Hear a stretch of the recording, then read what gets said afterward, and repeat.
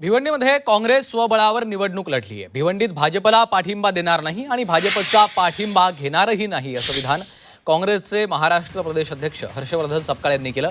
भिवंडी महापौर पदासाठी स्वतंत्र अर्ज केल्याची माहिती देखील त्यांनी दिली आहे। तर भाजपचे नेते आशिष शेलार यांनी देखील भिवंडीतल्या भाजपच्या फुटीवर भाष्य केलं।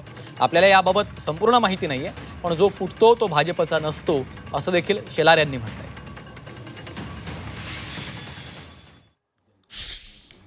सोबत जाणार नाही, आम्ही कुठल्याही पद्धतीनं शिंदे शिवसेनेसोबत जाणार नाही, त्यांचा पाठिंबाही घेणार नाही, त्यांना पाठिंबा देणारे नाही।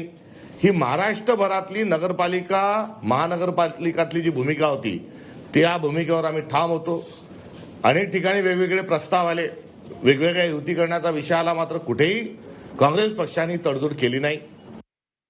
संपूर्ण या प्रकरणाची माहिती नाही, पण मी एवढं सांगेन, जो फुटून जातो तो भाजपवाला नाही, जो भाजपच्या विचारांशी प्रामाणिक आहे तोच स्वयंसेवक, तोच कार्यकर्ता। आणि म्हणून नेमका भिवंडीच्या प्रकरणातली मी माहिती घेईन, पण जो सर्वसाधारणतः आमच्या विचाराशी फारकत घेतो तो भाजपचा नाही, तो भाजप फुटीर म्हणता येणार नाही, तो आम्हाला सोडून बेदखल झालेला आहे असं मी म्हणेन। पक्षाचे निर्णय सर्व सहमतीने होतात, सगळ्यांना बरोबर घेऊन चर्चा करून होते।